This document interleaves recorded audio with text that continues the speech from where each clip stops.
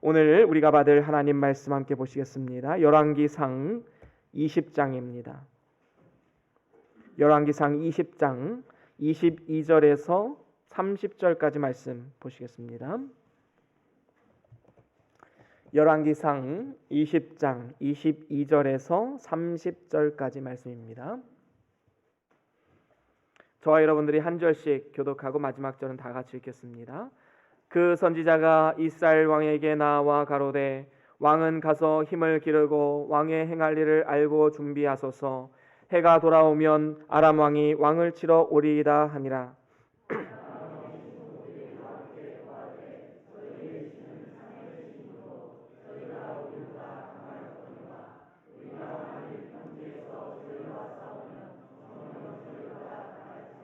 왕은 이 일을 행하실지니 곧 왕들을 제하여 각각 그곳에서 떠나게 하고 저희 대신에 장관들을 두시고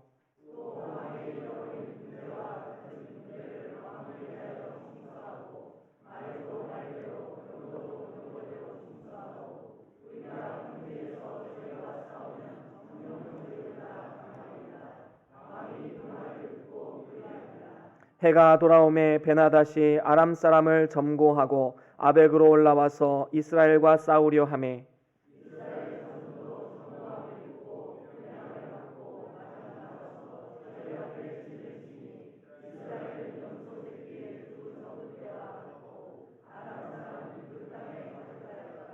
때에 하나님의 사람이 이스라엘 왕에게 나와 고하여 이르되 여호와의 말씀이 아람 사람이 말하기를 여호와는 산의 신이요 골짜기의 신은 아니라 하도다.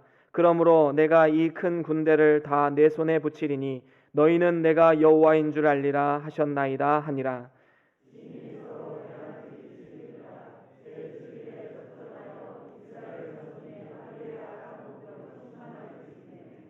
그 남은 자는 아벡으로 도망하여 성읍으로 들어갔더니 그 성이 그 남은 자 27,000 위에 무너지고 베나닷은 도망하여 성읍에 이르러 골방으로 들어가니라. 아멘. 아멘. 우리 다 같이 말씀 들고 함께 선포하시겠습니다. 시작. 주의 말씀은 내 발의 등이요 내 길의 빛이 되십니다. 주여 말씀하옵소서. 주의 종이 듣겠나이다. 아멘. 아멘. 오늘은 열왕기상 20장 22절에서 30절 말씀으로 승리하는 삶의 비결이란 제목으로 함께 말씀을 나눠보겠습니다. 우리가 살아가는 이 세상은 참으로 치열한 영적인 전쟁이 있는 곳이지요. 여러분들이 이 자리에 나오셨다라는 것은 이미 승리하셨기 때문에 나오신 것입니다. 우리가 만약에 이 사단의 유혹, 세상의 유혹 이런 것에 우리가 넘어갔다면 도저히 이 자리에 나올 수 있는 힘도 없고 능력도 없는 것입니다. 하지만 모든 것을 이기고 나오셨기 때문에 우리가 이 자리에 나와 있는 것이지요. 그런 의미에서 우리 옆 사람과 한번 이렇게 인사 나눠볼까요? 승리하셨습니다. 손을 꼭 잡으시면서 승리하셨습니다. 승리하셨습니다. 승리하셨습니다. 그렇습니다. 우리가 이 자리에 나와 있다는 것은 하나님 주신 승리로 나와 있는 것입니다. 사실 우리의 삶 가운데 많은 영적인 전쟁들이 있지요. 그 전쟁은 어떤 식으로 나타나냐면 세 가지로 나타나는데, 한 가지는 우리의 육신의 본성, 다시 말하면 아담의 타락함으로 인해서 우리 안에 계속해서 내려져 오는 육체의 본성, 타락한 습성이 있습니다. 타락한 습성은 계속해서 우리를 게으르게 만들고 안일하게 만들어서 주일 아침에 일어나면 오늘 좀 쉴까? 너무 피곤한데? 오늘 할 일이 너무 많은데, 그래서 주의를 지키지 못하도록 만들기도 하고, 때로는 뭔가 바쁜 일을 만들어서 아니면 취미 생활을 하느라고 주의를 지키지 못하게 만드는 이러한 일들이 일어나게 되는 것이지요. 우리의 육체의 습성은 쉬기를 원합니다. 그리고 뭔가 행복하고 즐거운 일을 하기를 원합니다. 이렇게 딱딱한 의자에 앉아서 하나님을 예배하는 것 결코 쉬운 일은 아니지요. 하나님께서 승리를 주셨기 때문에 오신 것입니다. 또 한 가지는 이 세상과의 싸움이 있습니다. 세상이 주는 가치관, 돈이면 다 된다, 쾌락을 위해서 살아가야 된다, 즐거움과 행복이 있어야 네 인생이 행복한 것이다, 고난을 당하면 너는 불행한 것이다, 실패하면 너는 좌절해야 된다. 이 모든 것이 다 세상이 주는 가치관이지요. 우리는 이 세상이 주는 가치관과의 영적인 싸움을 계속해서 해 나가야 됩니다. 또 마지막으로는 이 사단과의 영적인 싸움이 있습니다. 이 사단의 역할은 하나님과 우리 사이에 이간질을 해서 떼어놓는 역할을 하지요. 때로는 삶 가운데 불행이 닥치고 어려운 일이 있을 때 하나님을 향한 어떤 마음의 서운함, 그런 것들이 생기게 되어서 하나님과 우리 사이에 이간질을 놓는 이러한 사단의 역할을 우리는 분명히 알아야 됩니다.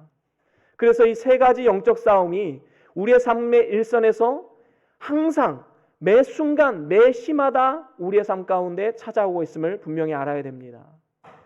그렇다면 우리가 이 영적인 싸움에서 어떻게 승리할 수 있는가? 바로 그에 대한 대답이 오늘 성경 말씀에 전해져 내려오고 있습니다. 우리가 이 영적인 전쟁에서 싸울 수 있는 능력이 과연 있는가 없는가, 먼저 그것부터 한번 생각해 봅시다. 과연 이 영적 전쟁에서 우리가 우리의 힘만으로는 이겨낼 수 있을까요? 절대로 그렇지 않다라는 것입니다. 우리는 속수무책으로 당할 수밖에 없습니다. 우리는 약하고 육체의 습관, 세상, 사단은 너무나도 강합니다. 그렇기 때문에 우리의 힘과 능력으로는 백전백패입니다. 우리는 이 전제를 먼저 가지고 시작을 해야 됩니다. 오늘 말씀에도 이 아람 나라와 이스라엘 나라가 전쟁을 하는 이 장면에서 우리는 무엇을 발견할 수 있습니까? 이것은 마치 치열한 영적 전쟁과도 같은 것인데, 사실 아람 나라는 굉장히 강대하고 부강한 나라입니다. 그래서 함부로 주변 나라도 넘볼 수 없는 그런 나라였지요. 반면에 이스라엘은 어떻습니까? 변방의 아주 작은 나라였지요. 사실 이 군사의 수로만으로도 전혀 비교가 되지 않습니다. 그럴 정도로 큰 차이가 나지요. 그런데 중요한 사실은 무엇입니까? 이 아람 나라를 이스라엘은 수도 없이 이겼다라는 사실이지요. 어떻게 이길 수 있었을까요? 오직 하나님께서 이스라엘과 함께 하셨기 때문에 이길 수 있었던 것입니다. 이렇게 아람 나라가 이스라엘에게 계속해서 이제 패하게 되자 이들이 하나님에 대해서 이렇게 인식하기 시작합니다.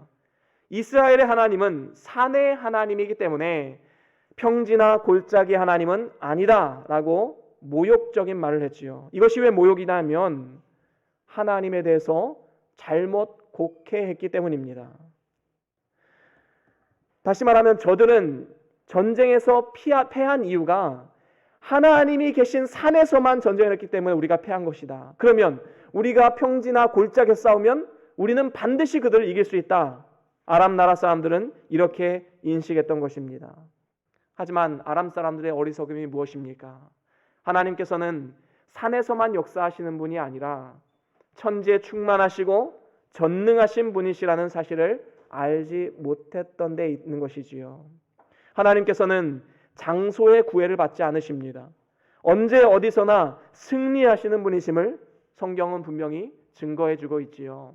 그래서 예레미야서 23장 24절에 이렇게 우리에게 말씀하고 있습니다. 우리 하나님께서 어떻게 말씀하시는지 함께 읽어보겠습니다. 시작. 나 여호와가 말하노라.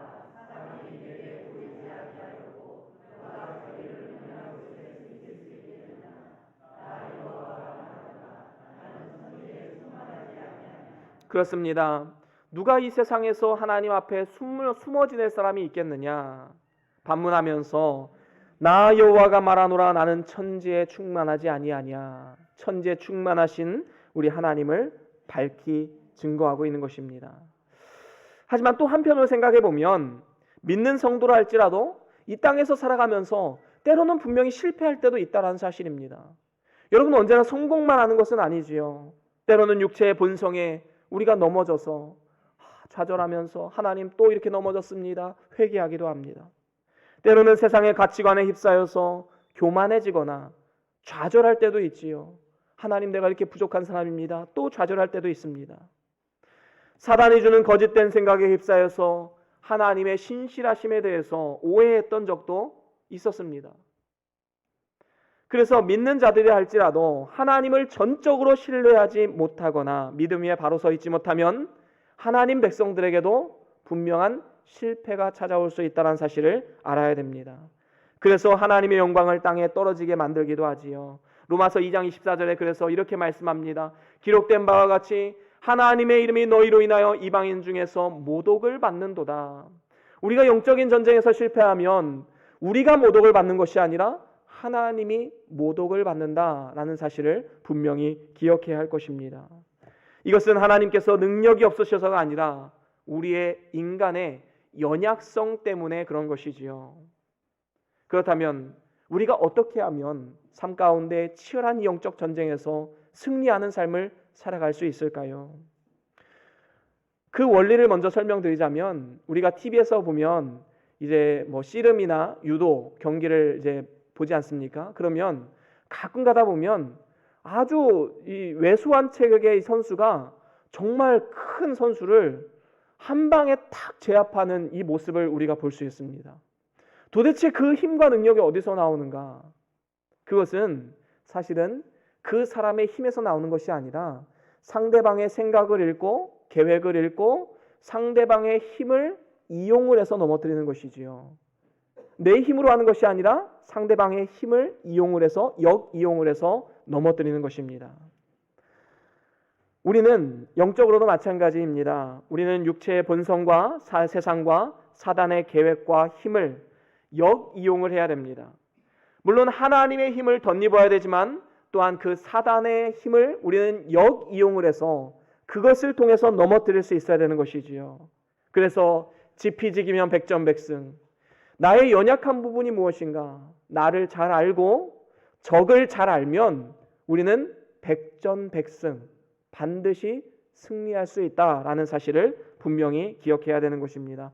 그렇다면 구체적으로 우리가 승리를 위해서 어떻게 해야 하겠습니까? 오늘 본문 말씀을 통해서 저는 세 가지로 여러분들과 함께 나누길 원합니다. 우리가 진정한 승리의 비결, 첫 번째로는 하나님을 전적으로 의지하라라는 것입니다. 여러분, 아람 사람들은요, 하나님께서는 이 산의 하나님이시기 때문에 산에서 전쟁하면 무조건 진다라는 의식을 가지고 있었어요. 우리는 이것을 이용을 해야 되지요. 사단의 생각에는 하나님이 계신 곳은 절대로 이길 수 없다, 이 인식이 있어요. 그렇기 때문에 이 평지와 골짜기에는 하나님이 없기 때문에 여기서는 우리가 승리할 수 있다. 이건 물론 사단이 잘못 생각하는 거지만 그 사단의 생각을 우리는 역이용을 해야 된다라는 것입니다. 그래서 우리가 사단과의 영적인 싸움에서 우리가 승리하는 비결은 여호와의 산에 오르는 것. 그 산에 올라가서 싸우면 우리는 이미 이긴 것이나 다름없습니다. 왜 그렇습니까? 사단이 한 길로 치러 왔다가 7길로 도망치는 역사가 그 안에서 일어나기 때문입니다. 그렇습니다. 사실 모든 전쟁이 그렇듯이 고지를 점령해서 깃발을 꽂아야지만 그 땅이 아군의 땅이 되는 것입니다. 6.25 전쟁 당시에 아주 치열한 접전이 있었던 곳이 있었지요. 그것은 백마고지입니다. 이 백마고지는 6.25 전쟁 내내 이 고지의 주인이 14번이나 바뀌었다고 해요. 그러니까 얼마나 치열한 전쟁이 그 안에서 있었는지 우리는 이것만을 통해서 알 수가 있지요. 왜 이렇게 고지를 점령하는데 많은 에너지와 노력을 기울이는 것인가? 바로 고지를 점령해야지만 그 일대의 땅을 취할 수가 있기 때문입니다. 만약에 고지를 점령하지 못하면 부분적으로 전쟁에서 승리했다 할지라도 결국에는 실패한 전쟁이 될 수밖에 없는 것입니다. 그렇습니다. 성경에서도 보면 이 산이라는 곳에서 하나님의 역사하심이 많이 나타났음을 우리는 볼 수 있지요. 하나님께서는 아브라함을 모리아 산으로 이끄셔서 하나님께서 여호와의 일에 하나님께서 준비하시는 이 역사를 경험하게 하셨습니다.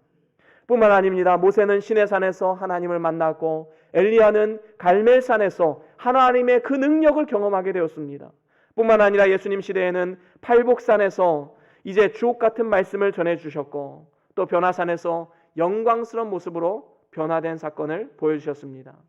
또한 겟세마네 동산에서 사명을 다하기 위해서 기도하셨지요. 그렇기 때문에 우리는 영적인 전쟁에서 이 산으로 올라가서 싸우는 것이 너무나도 중요합니다. 그러면 이 산으로 올라가서 싸운다라는 것의 영적인 의미가 무엇이 있겠습니까? 그것은 바로 하나님을 전적으로 신뢰하고 그의 도우심을 구하는 마음의 자세에서부터 시작이 되는 것입니다. 장소는 어디든 될 수 있습니다. 물리적인 산이 될 수도 있고 어떤 때는 교회가 될 수도 있고 어떤 때는 가정이 될 수도 있고, 어떤 때는 뭐 버스 안에서, 지하철 안에서도 될 수 있습니다. 어떤 분들은 마음의 골방에서 간절히 하나님께 간구하며 도우심을 구하는 분들도 있지요. 어디서든 마음의 산에 올라서 하나님과 만나고 교제하고 세미한 음성을 듣는 그곳, 바로 그곳으로 우리는 가서 하나님을 전적으로 의지하고 바라보아야 하는 것입니다. 그렇습니다. 우리가 영적인 고지를 올라가서 하나님 앞에 우리의 모든 삶을 전적으로 내어 맡기고 하나님과 깊은 교제와 동행함으로 나아갈 때에 사단은 힘도 쓰지 못하고 패할 수밖에 없는 것입니다. 사단은요, 가장 무서워하는 사람이 있습니다. 그 사람은 하나님을 전적으로 의지하고 바라보는 사람을 가장 무서워하는 것입니다. 히스기야 왕은 어떻습니까? 아수르 군대 18만 5천 명이 쳐들어왔습니다. 그러자 하나님의 성전에 올라가서 간절히 기도하지요. 그를 통해서 하나님의 도우심을 받아서 멋지게 승리할 수 있었습니다. 하지만 아사 왕은 어떻습니까? 처음에는 하나님을 잘 의지했지만 말년에 아람 왕을 의지하게 되었습니다. 그래서 하나님을 의지하지 않았기 때문에 결국에는 실패한 왕으로 성경에는 기록되어 있는 것입니다. 하지만 우리가 또한 조심해야 될 부분들도 있지요. 이렇게 높은 산에 올라간 사람은 또한 넘어질까도 조심해야 되는 것입니다. 그래서 고린도전서 10장 12절에 보면 선줄로 생각하는 자는 넘어질까 조심하라 라고 말씀하고 있지요. 우리가 섰다라고 생각했을 때 넘어질까 조심하는 삶, 바로 이것도 하나님을 의지하는 하나의 방편이기도 한 것입니다. 방금 말씀드린 히스기야 왕, 정말로 하나님의 특별한 도우심으로 18만 5천 명의 군대를 물리쳤지요. 그리고 그는 죽을 병에서 구원받아서 15년이라는 세월을 연장을 받았습니다. 그런데 그 연장받은 그 동안에 바벨론 사신이 이제 찾아왔지요. 그리고 축하해 줍니다. 그러자 이 히스기야 왕이 만약에 이렇게 했으면 얼마나 좋았을까요? 이 모든 것은 다 하나님의 영광입니다. 하나님이 하셨습니다. 이렇게 하나님을 증거했더라면 너무나도 좋았을 터인데, 히스기야 왕은 그 바벨론 왕이 사신을 보냈다는 그 사실에 감격해서 자신의 모든 무기고와 그리고 자신의 모든 재물들을 다 공개하게 되지요. 내가 이렇게 훌륭한 사람이다라는 것을 보여주는 교만을 떤 것입니다. 그러자 어떻게 됩니까? 곧바로 바벨론이 쳐들어와서 보물을 다 빼앗기고 말았던 것이지요. 16세기에 영국에 메리 여왕 시대가 있었습니다. 그때는 기독교에 아주 극심한 박해가 있었던 시기입니다. 이제 종교개혁 시기를 넘어서서 이제 개신교, 다시 말해 기독교가 전 세계로 이제 막 퍼지는 그때였습니다. 영국에도 카톨릭이란 이 국교가 아주 굳건하게 서 있었기 때문에 이 개신교도들을 당연히 핍박할 수밖에 없었지요. 정말 극심한 경우에는 화형에 처하기도 했습니다. 근데 그 당시에 이런 일화들이 있어요. 그 당시에 성도의 목회자들이 나는 뭐 화형이 온다 할지라도 난 이겨낼 수 있어. 그러면서 담대하게 나아갔던 사람들이 오히려 거기서 화형대 앞에서 예수님을 부인하고 나는 구교로 돌아가겠다라고 말하는 이러한 일들이 일어났다고 하지요. 하지만 성도들에게 저는 연약하니까 제발 좀 저를 위해서 기도해 주십시오. 부탁하고 하나님을 간절히 의지하고 나아갔던 이런 분들은 화형대 앞에서도 예수를 부인하지 않고 끝까지 믿음을 지켰다라는 이야기들이 전해져 내려옵니다. 우리는 선줄로 생각할 때 넘어질까 조심해야 됩니다. 교만하지 말고 끝까지 하나님을 전적으로 의지하고 바라보고 우리는 한 걸음 한 걸음 나아가야 되는 것이지요. 저와 여러분들이 하나님의 산에 올라서 하나님의 도우심을 구하고 하늘로부터 공급받는 힘과 능력을 받아서 이 땅에서도 어떠한 사단의 공격에 맞서 싸워 승리하는 복된 삶이 다 될 수 있기를 주의 이름으로 간절히 축원합니다. 그런가 하면 두 번째로 승리하는 삶의 비결, 두 번째는 육신의 안일과 평안을 따르지 말아야 합니다. 아람 사람들은 하나님은 산의 하나님이시고 평지의 하나님이 아니시기 때문에 평지에서 이스라엘과 싸우면 반드시 승리할 것이다 라고 선언했습니다. 그래서 24절과 25절 오늘 본문입니다. 24절 25절 우리 다 같이 한번 읽어볼까요? 24절 25절 시작.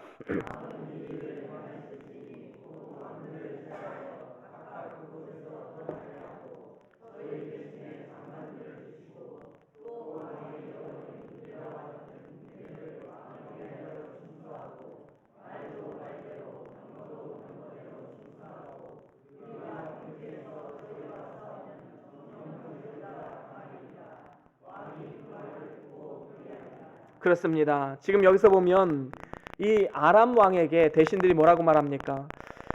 하나님, 이스라엘 하나님은 산의 하나님이기 때문에 평지에서 싸우면 우리는 반드시 이길 수 있습니다. 그러자 왕이 그것을 동의를 하고 이제 그걸 받아들이지요. 물론 우리는 하나님께서 이 평지에서 싸워도 우리에게 승리를 주시는 분임을 분명히 알고 있습니다. 하지만 이 평지라는 곳이 주는 영적인 의미가 있지요. 그것은 바로 이 평지에서는 우리의 연약함이 여실없이 다 드러나는 곳입니다. 26절에서 27절에 보면 이스라엘의 이 모습이 나오고 있죠. 26절, 27절 함께 읽어보겠습니다. 시작. 해가 돌아오매 베나다시 아람 사람을 점거하고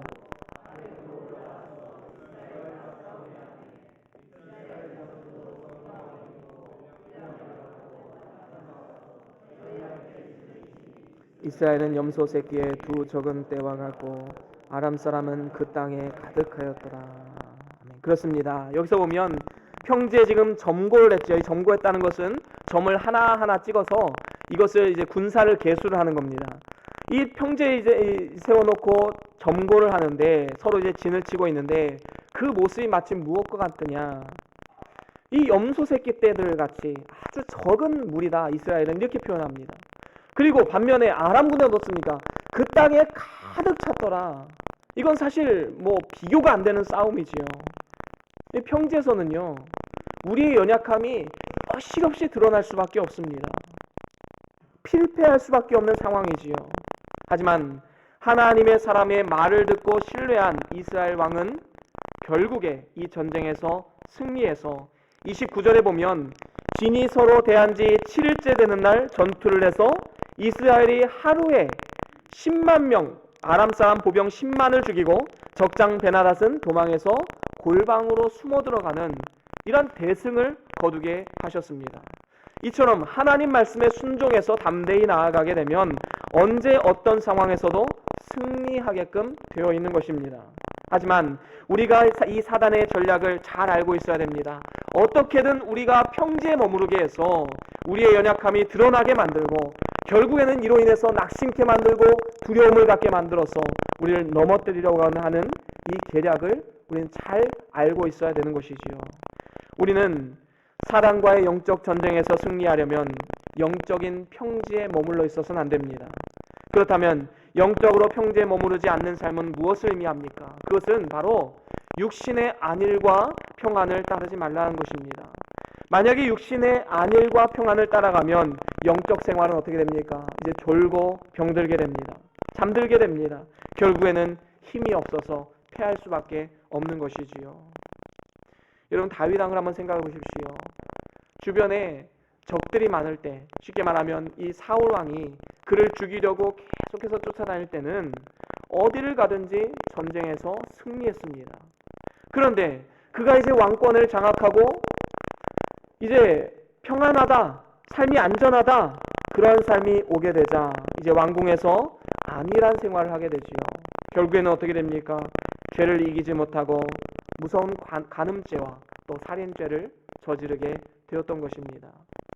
베드로는 어땠습니까? 예수님께서 고난당하실 것과 앞으로 십자가에 달려 죽으실 것, 이것을 이제 예언하시자 베드로는 주여 이 일이 절대로 주께 미치지 못하리이다 라고 마치 예수님을 위하는 것처럼 말을 했습니다. 하지만 예수님은 이 베드로를 책망하시면서 뭐라고 말씀합니까? 사단아 뒤로 물러가라. 너는 하나님의 일을 생각하지 않고 사람의 일을 생각하는도다. 예수님 이렇게 책망하셨습니다. 하나님이 우리에게 원하시는 삶은 이 땅 가운데 평안하고 안일한 삶이 아닙니다. 예수 믿으면 물론 행복하고 삶 가운데 진정한 만족과 기쁨이 있는 것은 사실입니다.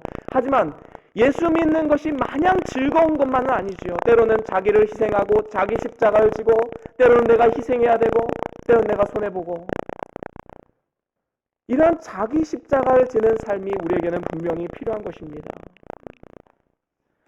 결코 안일과 평안 가운데 거하는 삶은 하나님께서 원하지 않는 삶이다라는 것입니다.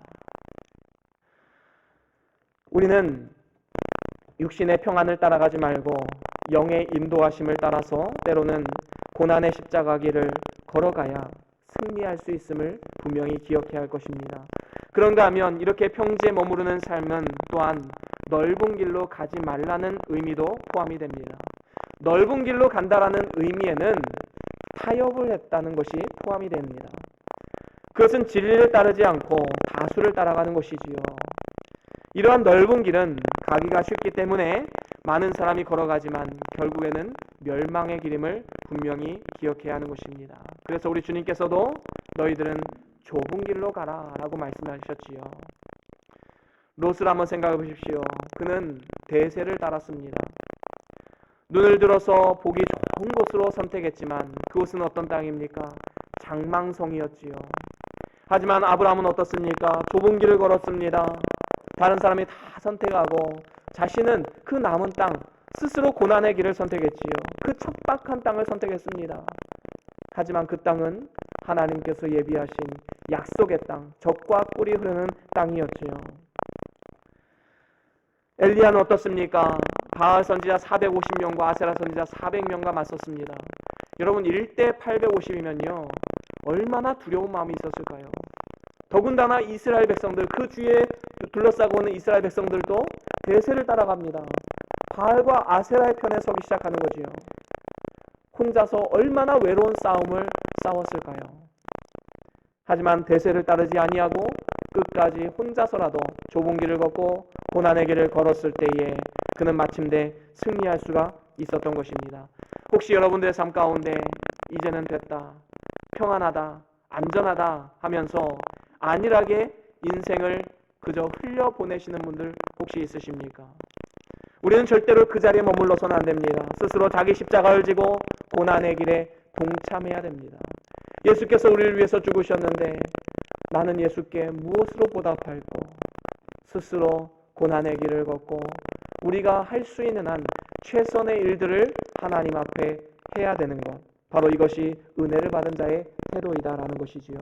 저와 여러분들이 때로는 그 길이 고난의 길이고 좁은 길이라 할지라도 끝까지 믿음으로 그 좁은 길을 걸어감을 통하여서 승리함으로써 마침내 하나님께서 하셨다라는 이 믿음의 고백, 주님 앞에 올려드리는 저와 여러분들의 삶이 될 수 있기를 주의 이름으로 간절히 축원합니다.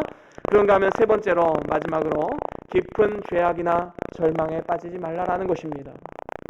우리가 진정으로 승리하기를 원한다면 절대로 깊은 죄악이나 깊은 절망에 빠져서는 안 되는 것입니다.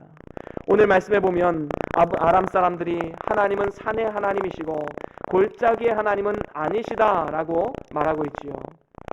골짜기에서 이스라엘과 싸우면 반드시 이길 것이다 라는 확신이 있었습니다.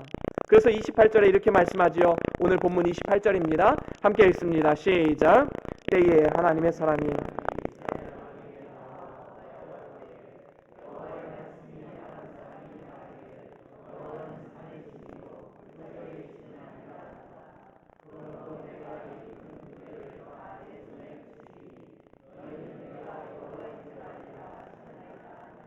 그렇습니다. 결국에는 하나님의 하나님 되심, 이것이 드러날 수밖에 없지요. 우리에게는 비록 이 땅을 살아가면서 작은 것에는 실패할 수는 있습니다. 하지만 우리의 영적인 전쟁은 마침내 승리로 끝남을 우리는 분명히 알아야 됩니다. 그래서 28절 말씀에도 내가 이 큰 군대를 다 내 손에 붙이겠다, 결국에는 승리하는 삶으로 인도하시는 것이지요. 하지만 분명한 것은 무엇입니까? 때로는 우리가 골짜기 깊은 곳에 있으면 우리의 연약함이 드러나서 하나님을 의지하지 않았을 때 우리는 때로는 실패할 수도 있는 가능성이 있음을 분명히 알아야 되는 것입니다. 최후 승리는 예비되어 있지만 그 과정 가운데 하나님을 의지하지 않고 내 힘과 능력을 의지했을 때 나의 연약함이 드러나고 때로는 실패할 수도 있다는 것이지요. 그렇습니다. 그렇기 때문에 우리는 이 골짜기에 머무르지 말고 산으로 가야 됩니다. 골짜기에 머물러 있지 말아야 하는데 이것은 영적인 의미가 무엇일까요? 그것은 먼저 깊은 죄악에 빠지지 말라는 것입니다. 이사야 59장 1절 2절 말씀에 보면 이렇게 말씀합니다. 우리 같이 한번 읽어보겠습니다. 시작. 여호와의 손이 짧아 구원치 못하심도 아니요 귀가 둔하여 듣지 못하심도 아니라 오직 너희 죄악이 너희와 너희 하나님 사이를 내었고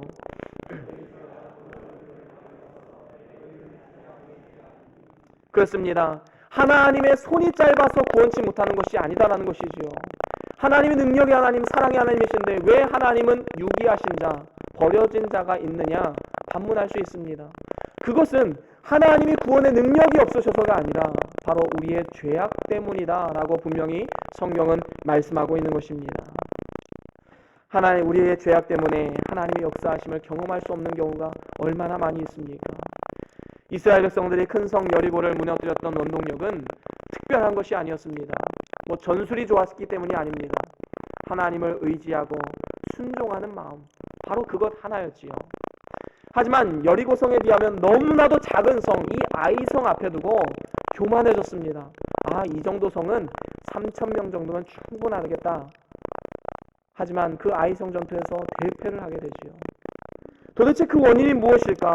결국에는 아간의 범죄함으로 인해서다라고 하나님은 가르쳐 주셨지요. 이러한 사실을 알았기 때문에 다윗도 이러한 고백을 했습니다. 시편 4편에 보면 이런 말씀이 있습니다. 우리 같이 한번 읽어보겠습니다. 4편 4절 시작. 너희는 떨며 범죄치 말지어다. 다윗은 너무나도 잘 알고 있었어요. 우리의 마음과 우리의 생각과 행동을 감찰하시는 하나님.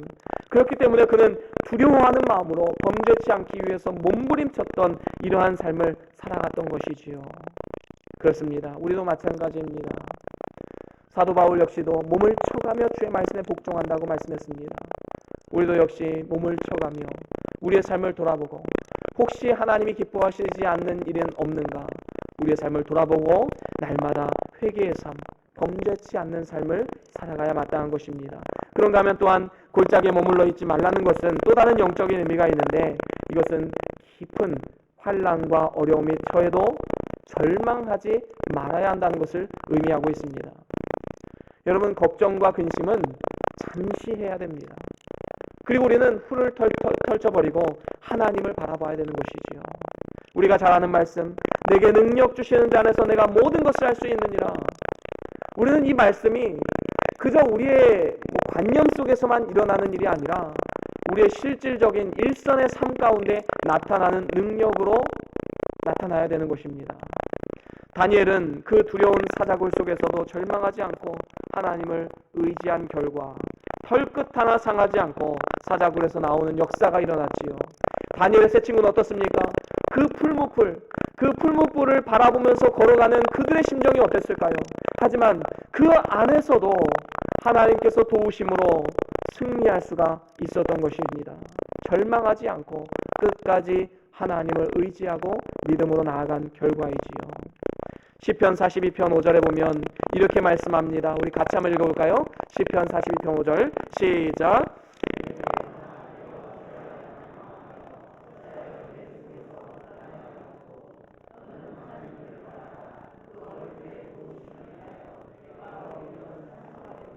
아멘. 그렇습니다.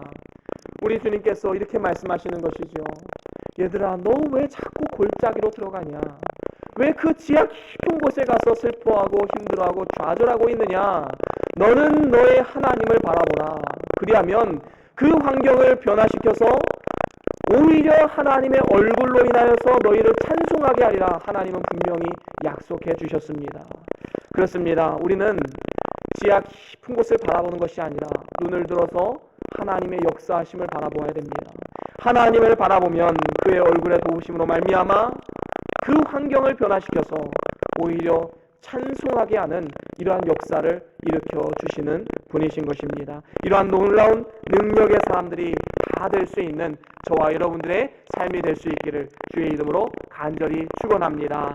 이제 말씀을 마무리합니다. 오늘 말씀을 통해서 아람 군대가 아무리 조롱한다 할지라도 결국에는 하나님을 의지하고 말씀에 순종하는 이스라엘을 당해낼 수 없음을 우리가 함께 살펴보았습니다. 우리의 삶도 마찬가지입니다. 육과 세상과 사단의 이 영적인 전쟁, 그 가운데 우리가 진정으로 승리하는 비결이 무엇인가? 세 가지로 우리가 살펴보았지요. 첫 번째는 무엇이었습니까? 그렇습니다. 하나님을 전적으로 의지하십시오. 하나님을 바라보십시오. 하나님과 깊이 교제하고 연합할 수 있는 그 곳을 만드십시오. 교회가 되었든 가정의 한 방이 되었든 마음의 골방이 되었든 하나님과 깊이 교제하면서 하나님을 바라볼 수 있는 그곳을 만드십시오. 정기적으로 가십시오. 산에 오르십시오. 하나님이 역사하십니다. 두 번째는 무엇입니까? 그렇습니다. 육신의 안일과 평안을 따르지 마십시오. 사단은 계속해서 우리를 안일하게 만들고 육신의 평안함을 쫓게 만듭니다. 하지만 스스로 자기 십자가를 지고 믿음으로 담대하게 나아갈 때에 하나님의 도우심을 우리는 구하고 승리의 삶을 살아갈 수 있는 것입니다. 세 번째는 무엇입니까? 그렇습니다. 깊은 골짜기에 처하듯이 깊은 죄악에 빠지지 마십시오. 빨리 벗어나오셔서 회개하시고 바로 서서 하나님을 바라보십시오. 또한 깊은 골짜기에 들어가서 절망하지 마십시오. 빨리 나오셔서 하나님을 바라보고 하나님의 얼굴로 말미암아 오히려 찬송하는 능력의 사람들 다 될 수 있기를 주의 이름으로 간절히 축원합니다. 우리 다 같이 오늘 받은 말씀 기억하시면서 잠깐 동안 묵상하시면서 기도하시겠습니다. 무엇을 들으셨습니까? 어떤 마음의 감동이 있으셨습니까? 그것이 하나님의 음성입니다. 다 같이 잠깐 동안 기도하시겠습니다.